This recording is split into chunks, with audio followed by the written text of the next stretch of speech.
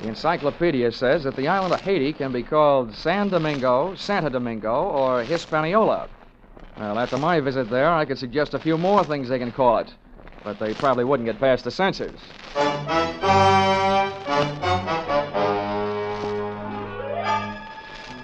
This is another in the adventures of America's fabulous freelance insurance investigator, Johnny Dollar. At insurance investigation, Johnny Dollar is only an expert. At making out his expense account, he's an absolute genius.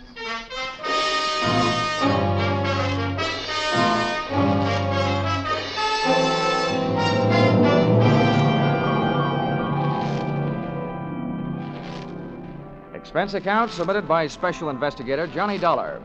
To Home Office, American Federated Life Insurance Company, Hartford, Connecticut. Attention, Harvard Huntington, General Manager. The following is an accounting of my expenditures during my assignment in Port-au-Prince, Haiti. Or, the nights may be black down there, but the magic is blacker. Expense account, item 1. $15 for a pair of tickets to see the show Detective Story at the Hudson Theater, New York, which I never got a chance to use since I was sitting in the living room of your Hartford home promptly at curtain time. I want to thank you for coming out here. Well, that's all right, sir. Sorry to break into your evening like this, but since I have, I'll get right to the point. Fine.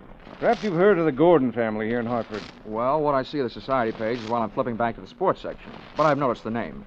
Diamond-studded, aren't they? Yes, immensely wealthy. Pillars of society and, surprisingly, quite a proper family. Oh. It is all but one of the sons, Ralph. He's a heavy drinker, complete waster, ne'er-do-well. A blot on the old escutcheon, eh? Yes.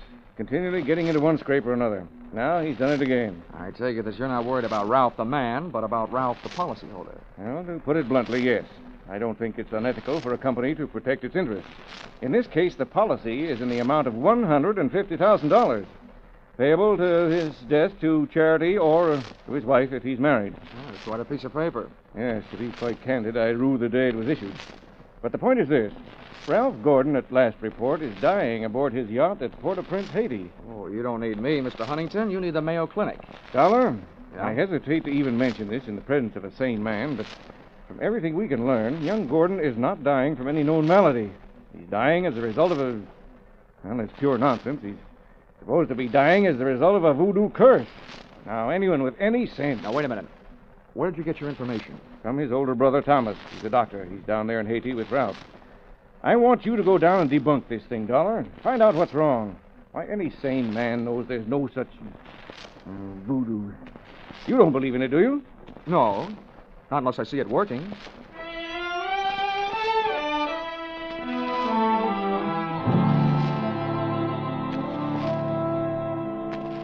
Expense account, item 2, $148.70, Hartford to Port-au-Prince, via airplane. Expense account, item 3, $32.50, tropical clothes. They didn't fit me, but they fit the weather.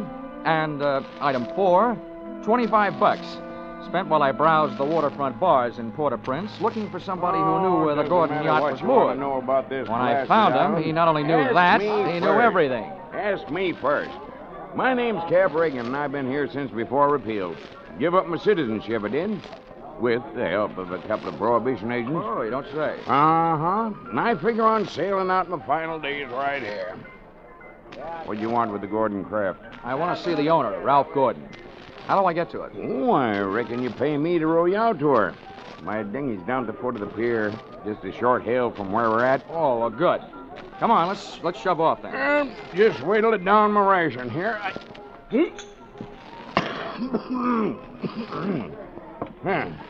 That'll put me shipshape. What'd you say you wanted with that schooner? You figuring on buying her? Well, thanks for the compliment, pal. Listen, if I bought a boat today, it would have to be a surplus life raft. Now, I told you I want to talk to Gordon. Friendly visit or other kind? I'm beginning to see how you know so much about this island. Well, never question, never learn. Remember that, Sonny? Yeah. Yeah, this way. Veer off to starboard.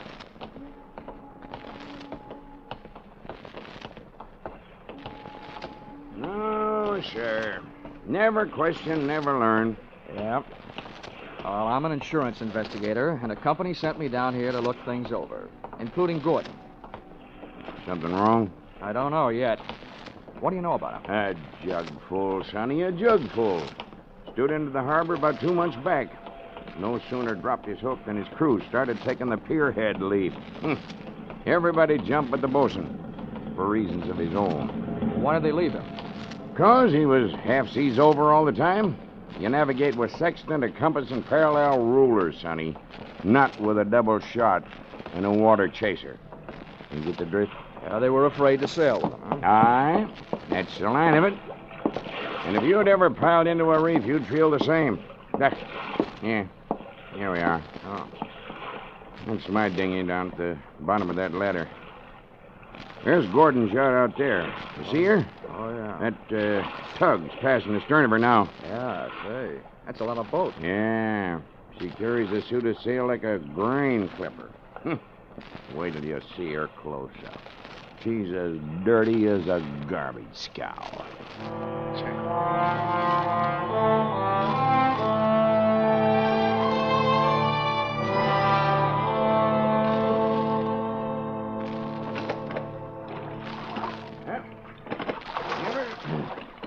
Give her a hail now, Sonny. They're close enough. Hey! Anybody aboard? Hey, aboard the yacht! Anybody home? Yes? What do you want?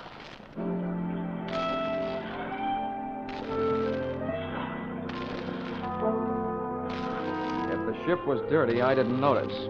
It may have had good lines, too, but it couldn't have touched what stood at the rail wearing clam diggers, an off-the-shoulder T-shirt, and a Caribbean tan. Oh. There's a rim hull for you. Yeah. That'll be his wife. His wife. Oh. Can I come aboard? Who are you? What do you want? I'm Johnny Dollar from Hartford. I want to talk to Ralph. Oh. Why, yes, then I guess you'll have to come aboard. Here. I'll swing the stern into the ladder. Okay. There you be. Oh. Steady now. Steady. Okay, Cap. You wait for me, huh? Yeah.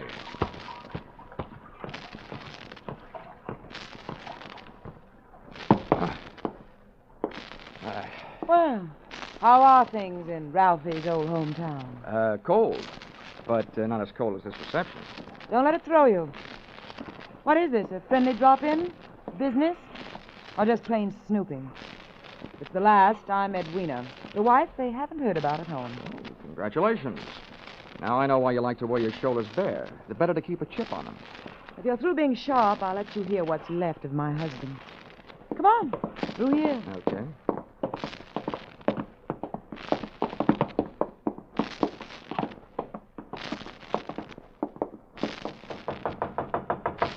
Hey, Ralph. Ralph, you've got a visitor from Hartford. Get away from this cabin, you dirty little gold digger, and take your visitor with you. Wine's all gone. Why don't they send another case of wine? There you are, chum. He's got the door locked. He'll stay that way till he runs out of wine. You heard enough? Yeah. Enough to know how you acquired your charming attitude. Forget it. I walked into it with my eyes wide open. Let's get back out on deck. The light's better for throwing bobs at each other. Yeah, sure. Sounds like fun.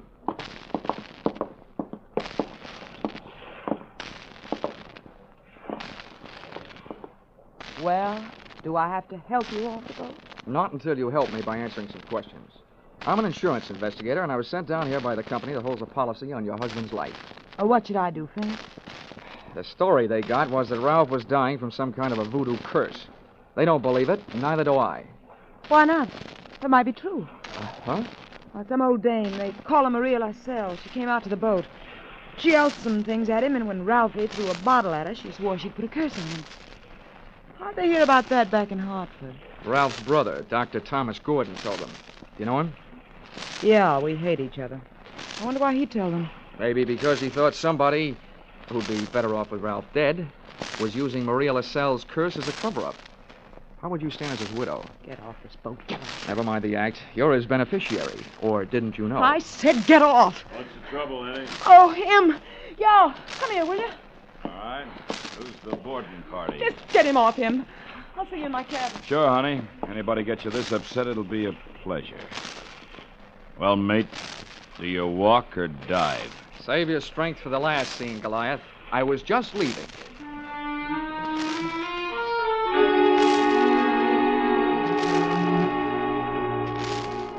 Expense account, item 5, $3. Paid to Cap Reagan as water taxi fare.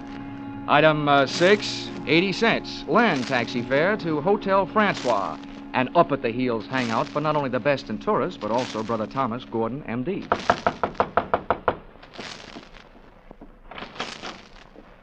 Yes? I'm Johnny Dollar, Dr. Gordon, from Hartford. Oh, yes, Dollar. I've been expecting you. They wired me you were coming down. Come in. Thank you. Oh, please make yourself comfortable. Could I offer you something? Nothing but some brotherly advice. Why, certainly. You know, I feel like a stupid fool for not being able to handle this thing myself. So now that you're here, you call on me for anything. Have you seen Ralph? I tried to, but he locked himself in his cabin. Tell me, as a medical man, how do you digest this voodoo curse story? Why, it's ridiculous. Good heavens, this is the 20th century. I do think that science doesn't know everything it would like to know about voodoo and black magic. There are stories supposedly true, but any victim would have to have a highly susceptible mind.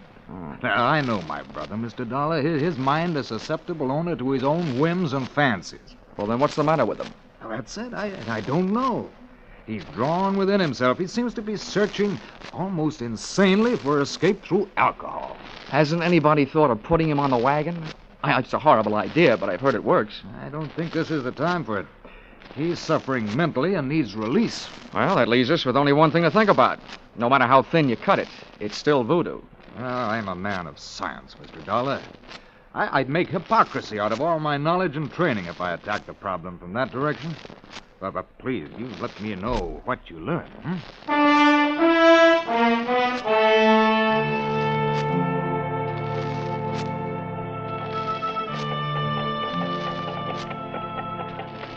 Expense account, item 7, $4. Rental of horse and cart in which my walking tourist guide, Cap Reagan, and I jolted out of town in search of Maria LaSalle. Something made me feel like I was riding my last mile in a tumbril en route to the guillotine. The moonlight was fighting a losing battle against an army of storm clouds that were sweeping in. And then to make it worse, I heard a drum. You there, Sonny? Yeah, sort of a tired Gene Krupa. Means we're getting close to Maria's headquarters. Is she the only one around here? Yep. None of the good Hougans performs in her territory. She's too mean. Oh, great.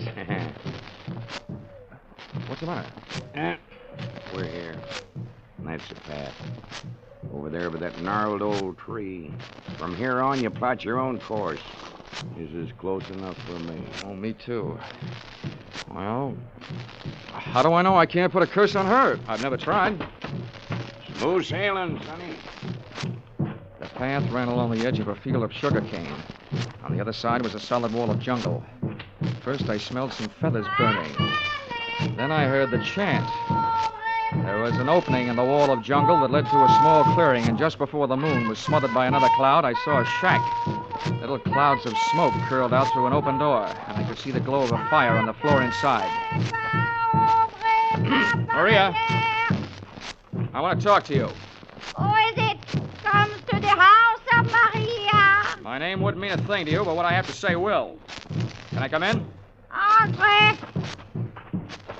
What is this word of so great importance to stop Maria? All I know about voodoo is I don't believe it. Papa Legba. I've come to you because I haven't gotten any answers from anybody else. I want to know what's behind this so-called curse you put on Ralph Gordon. You don't believe? You let me make you believe it. Ralph Gordon, he died tonight in the wind and rain. And for you, I have magic now. Look, regard my fire. You will see, you will believe this work. Voila!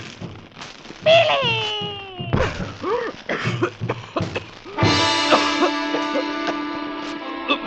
I couldn't see what she'd thrown into the fire. She'd reached behind her for it.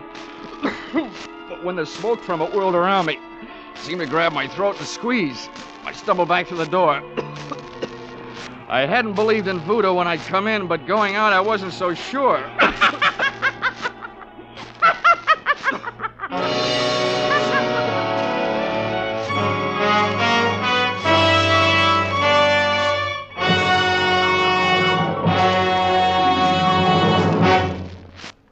In just a moment, we'll return to the second act of Johnny Dollar. But first, the two Orange Bowl teams, Santa Clara and Kentucky, will be honored by Vaughn Monroe and his CBS Caravan tonight. Vaughn and his great band will play favorite songs of the two Orange Bowl teams. Be sure to hear Vaughn Monroe's Caravan, followed by the Gene Autry Show on most of these same CBS stations tonight and every Saturday night. Now, with our star, Charles Russell, we return to the second act of Yours Truly, Johnny Dollar.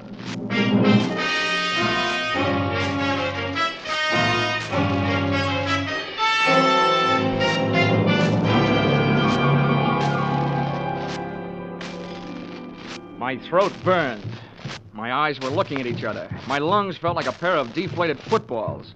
And the blood in my head was pounding a better and louder rhythm than that drum. I staggered around the heavy jungle air, and when I could breathe again, I gulped in enough to lift the Graf Zeppelin. By that time, I was cool enough to get hot, in anger.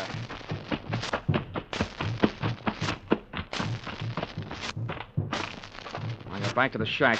Maria had either disappeared into space or flown the coop. The atmosphere was not quite deadly. I crossed over to where she had been squatting. She hadn't left much of what she'd smoked me out with, but she'd left enough to swing things back from the world of black magic into the world of logic. A few shreds of photographic film on the dirt floor. And film, made of cellulose and nitrates, not only takes pictures, it puts out nitric oxide and nitrogen dioxide when it's burned. A combination that would live up to the demands of any gas chamber. The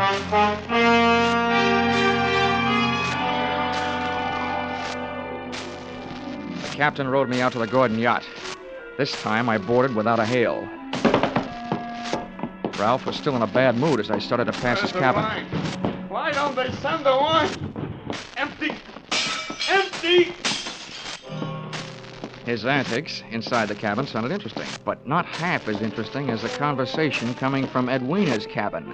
Dear Edwina, the little wife they didn't know about at home. I'm telling you, we can't go on with this. Well, it's tough.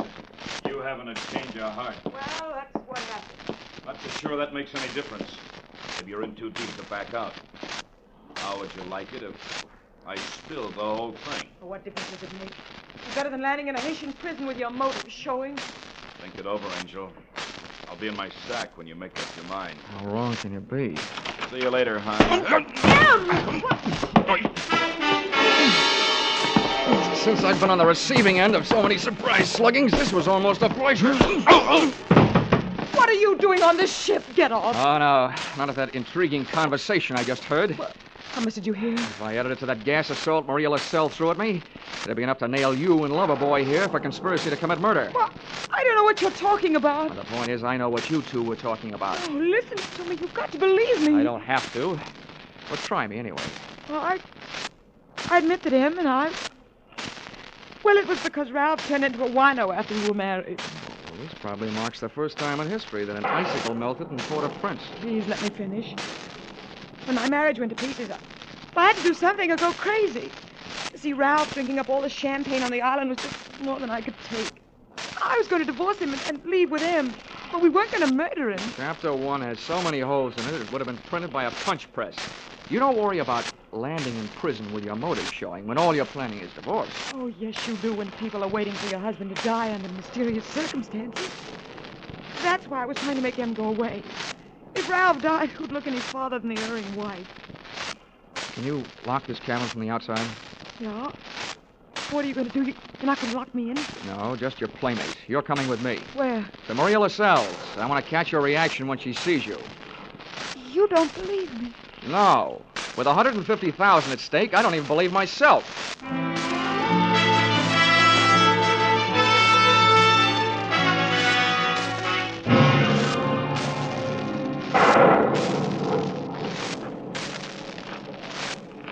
There's her shack. Go ahead. Go on in. Who is it? Come to the door of Maria. Who are you, woman? Well, Mr. Dollar, are you satisfied? Not quite. And you, who don't believe. Why are you here? You wish again to see the power of my smoke? Let's drop the act, Maria. I know what you threw into the fire. It was my Booker smoke. Yeah, well, a good man from the police laboratory can sift enough out of those ashes to know it was film. What is this you say? I say that I've got enough on you, you old fake, to put you in the local pokey. Who dares to speak this to Maria? And that's where you're going to go if you don't cooperate. That's a promise. What is it you want? Did somebody put you up to this cursed business that Ralph Gordon is supposed to be under? Well, a man of your race. Who was it? I do not know. Now go. That is all. It's not enough. What was his name? I don't know the name. What did he look like then? My eyes are closed. Nuts. Come on. No, Taking you into town if I could drag you by the hair. No, don't touch me. I will tell you how it is. It is true. I do not know the name or the face. He come to me. He asked me when comes the next rain and wind. I tell him last night. But it is tonight. The storm comes with the seat.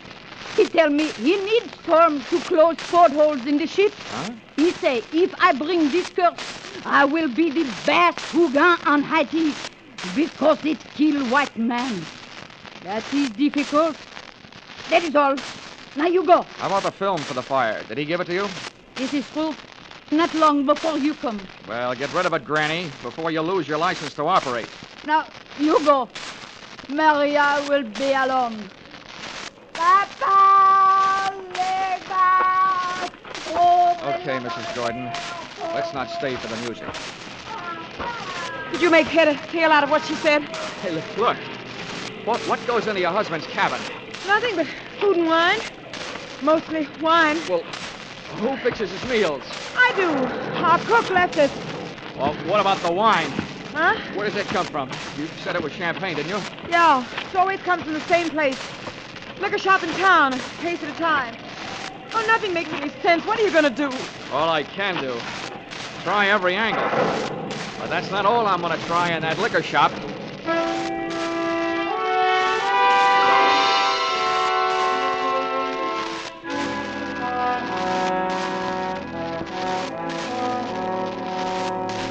Expense account, item 8, $4.50. 2 quarts of rum, the purchase of which helped loosen the tongue of the proprietor who had been supplying Ralph Gordon's champagne. Which wine? A case at a time, packed in dry ice. There is And no the doubt. words that poured out weren't exactly intoxicating, but they sent me staggering to the nearest phone.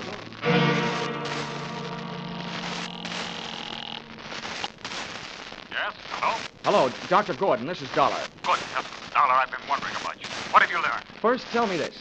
What would happen to a man if he was in a ship's cabin on a stormy night with all the portholes closed and there was a lot of dry ice in there with him? What was that? A small room, no ventilation, a lot of dry ice. A lush, maybe passed out. What would happen? Good Lord. Dry ice is solidified carbon dioxide. If enough of it evaporated into the room... The lush would not be bothered by a hangover the next morning because he wouldn't wake up, right? Exactly. The gas, although not toxic, would force the oxygen from the atmosphere, and the result would be asphyxia. What are you getting at, Colin? That curse your brother is suffering from is very scientific. The champagne he's been getting has been chilled by dry ice, about 5 pounds per case. And 1 case went out to the yacht just before the storm broke. Lord. Well, it may be just coincidence, but Ralph's wife and that bosun. Yeah, I know. For a bosun, he'd make a very good chemist. Well, send for a pull motor, will you? If it's too late for your brother, maybe I can use it.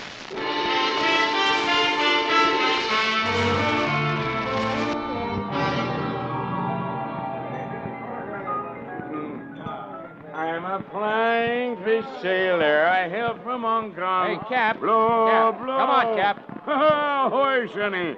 Send him around, George, from a shipmate and me. This is rum Never mind the weather, round, Sonny. Cap. You gotta row me out to that yacht again. Huh? What do you take me for, a blasted galley sleeve? Come on, My Cap. back is I'm about in a broke hurry. now from all the rowing in this... $20. In this... What'd you say?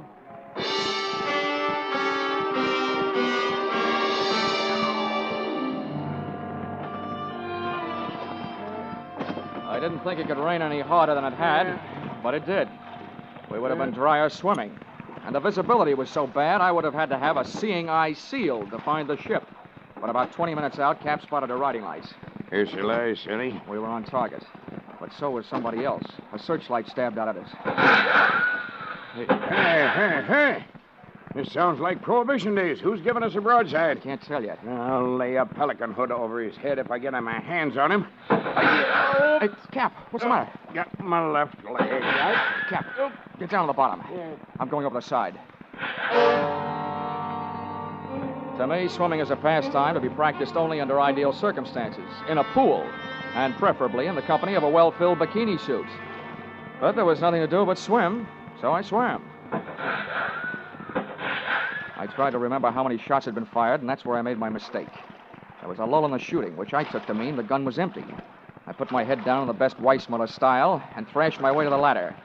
But when I got there, the first thing I saw after I'd shaken the water out of my eyes was the muzzle of a rifle. The face looking down the barrel at me belonged to Brother Thomas Gordon, M.D. Sorry, Dollar. Killing you wasn't in my plan. But now it'll have to be done. I wasn't surprised at that, but I was surprised at what happened. I was waiting for a bullet to come my way, but instead the doctor did. Are you all right, Dollar? Yeah, here I am.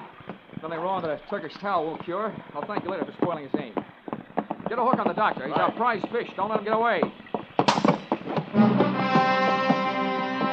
I grabbed a fire axe out of its case on my way to Ralph Gordon's cabin. If it needed ventilating, I knew one quick way to do it.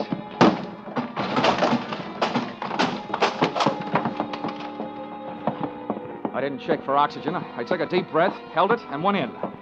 The cabin was littered with wine bottles, and in one corner, in an open case, was the dry ice that was in the process of cooling Gordon off for good. He was stretched out in his bunk. I hefted him to my shoulder, used the last of my breath getting him out of there.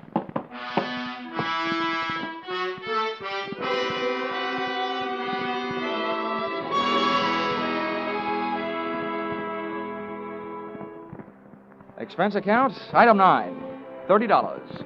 Cover charge at a hospital where I put the revived Gordon under the care of a doctor, not his brother, who happened to be resting in a jail cell at the time. His motive hadn't been the insurance money.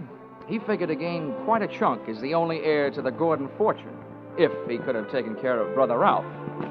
Item 10, same as item 9, same hospital where they patched up Cap Regan.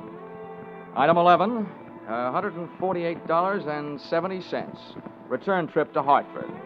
And expense account item 12, $40. An ounce of voodoo perfume for the lovely but sometimes chilly Edwina. Maybe if she tries that kind of magic on her husband, he'll spend less time with a bottle joy and more with her kind. Expense account total, $424.70. Signed, yours, truly, Johnny Dollar.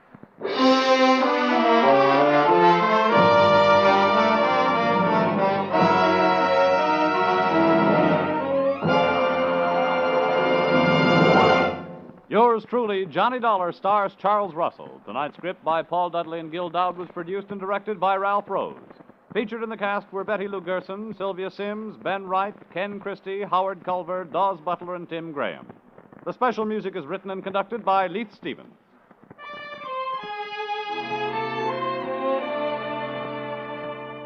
Be sure to be with us at the same time next week when another unusual expense account is handed in by Johnny Dollar.